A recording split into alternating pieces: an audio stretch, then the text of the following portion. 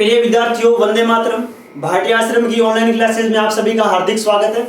अपने कर रहे थे भारत का भूगोल और उसी में अपने कर रहे थे अपवाह तंत्र, और अपवाह तंत्र में अपने सिंधु और गंगा नदी तंत्र कंप्लीट कर लिया था। आज अपने करते हैं ब्रह्मपुत्र नदी तंत्र। तो चलिए चलते हैं अपने ब्रह्मपुत्र नदी तंत्र पर। तो आपको मैं वही सेम मैप दिखा रहा हूं, कौन सा, जो गंगा में दिखाया था।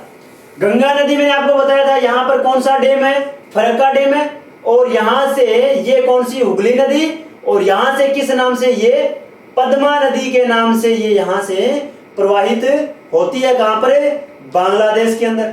ठीक है। इसी तरीके से अगर अपने देखें यहां पर कैलाश मानसरोवर में कौन सा, यहां पर भी एक ग्लेशियर है, कौन सा, चेमायुंगडुंग। ठीक है, चेमायुंगडुंग जो ग्लेशियर है, यहां से ब्रह्मपुत्र नदी निकलती है और ये प्रवाहित होती है कहां पर, भारत के समानांतर, यहां पर सीमा के समानांतर चलती है, तिब्बत में लहासा से होते हुए ये निकलती है और यहां पर एक गोर्ज बनाती है। कहां पर है, ये एक गोर्ज बनाती है अरुणाचल प्रदेश में, और यहां से भारत में प्रवेश करती है। जो अरुणाचल प्रदेश का जो कौन सा कस्बा, जो सदिया है, कौन सा है, सदिया। ठीक है, यहां से ये प्रवेश करती है, सदिया और धुबरी। ठीक है, ये दोनों पास पास में स्थान है, कौन सा, सदिया और धुबरी। यहां से ये अरुणाचल प्रदेश से प्रवेश करती है और ये फिर यहां पर इसमें शामिल होती है एक लोहित नदी, और एक यहां से होती है दिबांग नदी। कौन सी, दिबांग नदी। ठीक है, कौन कौन सी, दिबांग और लोहित नदी इसके साथ सम्मिलित होती है, और असम के समानांतर ये यहां पर आने के बाद में क्या नाम कहलाता है इसका, ब्रह्मपुत्र इसका नाम कहलाता है। और ब्रह्मपुत्र के नाम से ये प्रवाहित होती हुई यहां आती है और यहां पर एक शामिल होती है, बांग्लादेश में करते ही यहां पर एक नदी शामिल होती है, इसमें तिस्ता, इसकी सहायक नदी है, किसकी, ब्रह्मपुत्र की। तिस्ता इसमें मिलती है और उसके बाद में इसका नाम क्या रहता है, जमुना। इसका नाम क्या हो जाता है, जमुना।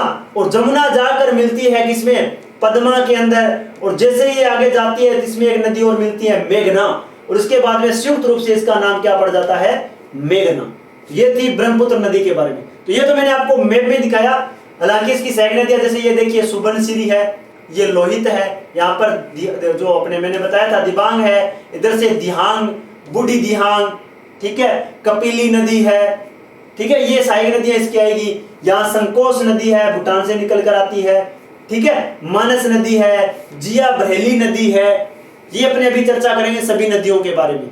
ये किसकी सहायक नदियां हैं, ब्रह्मपुत्र की सहायक नदियां हैं। कहां से निकलता है, चेमायुंगडुंग ग्लेशियर कैलाश मानसरोवर के पास में स्थित है, यहां से ब्रह्मपुत्र निकलती है। और ब्रह्मपुत्र को चाइना में किस नाम से जाना जाता है, सांगपो के नाम से जाना जाता है। और भारत में प्रवेश करते ही इसको किस नाम से जाना जाता है, दिहांग या दिबांग के नाम से जाना जाता है। और आगे लोहित और दिबांग नदी मिलने के बाद में इसका नाम क्या पड़ जाता है, ब्रह्मपुत्र हो जाता है। और बांग्लादेश में प्रवेश करते समय यहाँ पर इसकी तिस्ता नदी मिलने के बाद बांग्लादेश में इसका क्या नाम हो जाता है, जमुना हो जाता है। और ये पद्मा में मिलकर आगे मेघना मिलते इसका क्या नाम हो जाता है, संयुक्त रूप से पद्मा, मेघना और जमुना तीनों संयुक्त रूप से आगे मेघना के नाम से प्रवाहित होती है। ये था ब्रह्मपुत्र के बारे में। अब अपने इसको थ्योरी के रूप में पढ़ते हैं। ये पढ़ा था मैप के रूप में। ठीक है, ये मैप था, आप देख लीजिए इसको। अब आते हैं अपने, मैंने आपको बताया कौन सा ग्लेशियर था, चेमायुंगडुंग ग्लेशियर। कहां पर है, कैलाश पर्वत श्रेणी मानसरोवर झील के पास में। ठीक है, चेमायुंगडुंग ग्लेशियर मानसरोवर श्रेणी के पास में। ब्रह्मपुत्र नदी की कुल लंबाई है 2900 किलोमीटर। तो भारत में कितनी है इसकी, 1346 किलोमीटर। कितनी है, 1346 किलोमीटर है।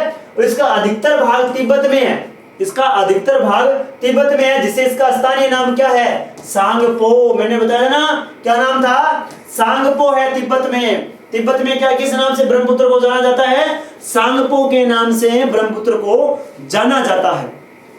अगला अपने बात करें कि दक्षिण में एक मोड़ के द्वारा नामचा बरवा, मैंने बताया था कहां पर है, अरुणाचल प्रदेश में है। नामचा बरवा के पास से भारत की ओर प्रवेश करती है, जहां इसे किस नाम से जाना जाता है, दिहांग के नाम से जाना जाता है। और अरुणाचल प्रदेश में पासी घाट, सदिया कस्बे, सदिया और धुबरी का, हालांकि पहले सदिया आता है फिर धुबरी आता है। तो सदिया कस्बे के पास दो सहायक नदियां मिलती है, मैंने बताया था कौन कौन सी, दिहांग और लोहित नदी। धियांग और लोहित नदी। कौन सी बताई थी मैंने? धियांग और लोहित नदी। सॉरी, दिबांग बता दी क्या? धियांग थी, ठीक है। धियांग और लोहित नदी, कौन सी नदियां हैं? धियांग और लोहित नदी मिलती है, और जहां पर इसे ब्रह्मपुत्र के नाम से जाना जाता है। उसके बाद में क्या नाम पड़ जाता है इसका? ब्रह्मपुत्र पड़ जाता है। और यहीं पर कहते हैं, जब ये धियांग और दिबांग है, इन्हीं नदियों के पास में यहां पर एक इनके बीच में द्वीप बना हुआ है। कौन सा? माजुली द्वीप, विश्व का सबसे बड़ा नदीय द्वीप है, ठीक है। तो माजुली द्वीप किस नदी में है? ब्रह्मपुत्र नदी में है। किस नदी में माजुली द्वीप? ब्रह्मपुत्र में है। विश्व का सबसे बड़ा नदीय द्वीप है। असम घाटी से जो असम घाटी है उससे होकर यह बांग्लादेश में प्रवेश करती है। और इसी समय क्या इसमें कौन सी नदी मिलती है? मैंने बताया था अभी आपको, तीस्ता नदी मिलती है। और इसके बाद बांग्लादेश में इसका नाम क्या पड़ जाता है? जमुना पड़ जाता है। क्या नाम है? जमुना नाम इसका पड़ जाता है। और इसी के साथ संयुक्त रूप से मेघना नदी कब कहा जाता है? जिसको क्या है एक्चुअली में, अगर अपने देखें इसको, मणिपुर की पहाड़ियों से निकलने के बाद जो बराक नदी निकलती है वो मणिपुर की पहाड़ियों से निकलती है। कौन सी नदी? बराक नदी। बराक मिसाइल भी है एक, ठीक है, अपने भारत की बराक मिसाइल भी है, बराक एक नाम उसका, ठीक है। तो बराक नदी वो मणिपुर की पहाड़ियों से निकलती है, और जो मिलती किसमें है? मेघना में। और मेघना को एक दूसरा नाम भी है सूरमा नदी, ठीक है। तो मेघना मिलती है किसमें? पद्मा और जमुना की संयुक्त धारा है उसमें मिलती है। उसके बाद में इसका संयुक्त नाम क्या हो जाता है? इसका नाम हो जाता है मेघना। बताया था ना कि बांग्लादेश में गंगा का नाम क्या है? पद्मा। ब्रह्मपुत्र का क्या नाम है? जमुना। उसमें एक मेघना और मिल जाती है, संयुक्त रूप से उसका पूरी का नाम क्या हो जाता है? मेघना, ठीक है। तो ये अपने पढ़ा। चलिए बात करते हैं इसकी सहायक नदियों के बारे में। दाईं ओर से किस तरीके से अरुणाचल प्रदेश से प्रवेश कर रहे हैं? ऊपर का भाग हो गया दायां, जिसमें धियांग, सुबनसिरी, कौन सी नदी है? ध्यान रखिएगा, बहुत ही इंपॉर्टेंट है। कौन सी नदी? सुबनसिरी। जिया बरेली, मानस, संकोच, ये बहुत इंपॉर्टेंट है। तीस्ता, ये भी बहुत इंपॉर्टेंट है। कौन सी नदी है? तीस्ता नदी।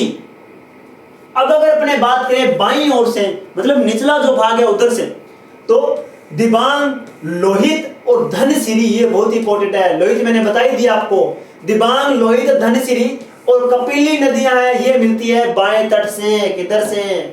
जो मैंने बताया आपको मैप में, ये है बायां तट, ये है बायां तट इधर से, ठीक है। निचला जो भाग है इधर से मिलती है ब्रह्मपुत्र में। चलिए अपने बात करते हैं इनकी जो सहायक नदियां हैं उनके कुछ विशेष फीचर्स पर। सुबनसिरी नदी के बारे में सबसे पहले देखते हैं कि इसका उद्गम कहां से होता है। ये एक पूर्ववर्ती नदी है। पूर्ववर्ती नदी कैसे? मैंने आपको बताया था, हिमालय के निर्माण से पहले ये भी इसी दिशा में बहती थी। पूर्ववर्ती नदी है जिसका उद्गम तिब्बत क्षेत्र से है, जो तिब्बत, अरुणाचल प्रदेश और असम में बहती है, ठीक है। 3 क्षेत्रों में, तिब्बत, अरुणाचल प्रदेश और असम में बहती है। कौन सी नदी? सुबनसिरी नदी। और किसकी सहायक है? ब्रह्मपुत्र की सहायक है। दूसरी नदी आती है अपनी तीस्ता नदी। अब जो तीस्ता नदी है, तिब्बत में एक झील है। तिब्बत में कौन सी झील है? नितामू झील, ठीक है। कौन सी झील है? नितामू झील से निकलती है तीस्ता नदी, और बांग्लादेश में रंगपुर जिले में आकर ब्रह्मपुत्र में मिलती है। मैप में देखो, मैप में ये देखो, तीस्ता नदी बांग्लादेश में ब्रह्मपुत्र में आकर मिलती है, ठीक है।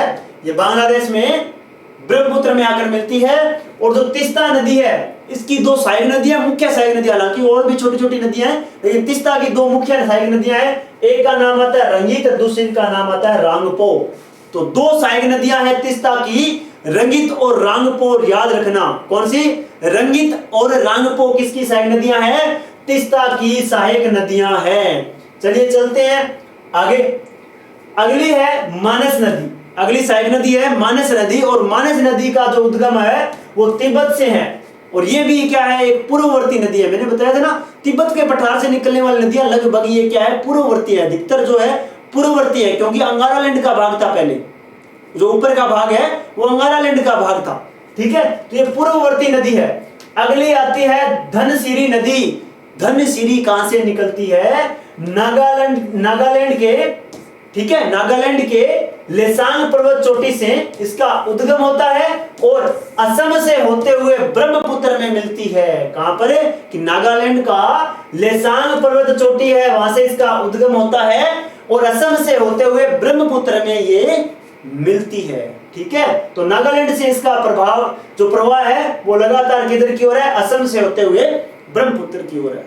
ठीक है, अगली आती है संकोच नदी। कौन सी नदी? संकोच नदी, और यह उत्तरी भूटान से उद्गमित होती है। कहां से निकलती है? उत्तरी भूटान से यह निकलती है, जो असम और पश्चिम बंगाल से सीमा बनाती हुई बांग्लादेश के पास ये ब्रह्मपुत्र में विलीन हो जाती है। ठीक है, भूटान से निकलती है और असम और पश्चिम बंगाल से होते हुए बांग्लादेश के पास ब्रह्मपुत्र में मिलती है। और अब अपनी अंतिम नदी है ब्रह्मपुत्र नदी की सहायक नदी, वो है बराक। मणिपुर की पहाड़ियों से निकलती है। मैंने आपको बताया था मणिपुरी पहाड़ियां, दूसरा नाम क्या था? लुसाई की पहाड़ियां, मैंने बताया फिजिकल में। ठीक है, मणिपुर की पहाड़ियों से निकलकर यह पद्मा में मिलती है, और जिससे आगे पद्मा, जमुना और बराक का संयुक्त रूप ही क्या है? मेघना। जो मैंने आपको मेघना बताई है वो बराक का ही भाग है। ठीक है, मेघना बराक का ही भाग है। तो ये अपने बात की ब्रह्मपुत्र और ब्रह्मपुत्र की सहायक नदियों के बारे में। तो आज के लिए बस इतना ही। जय हिंद, जय भारत।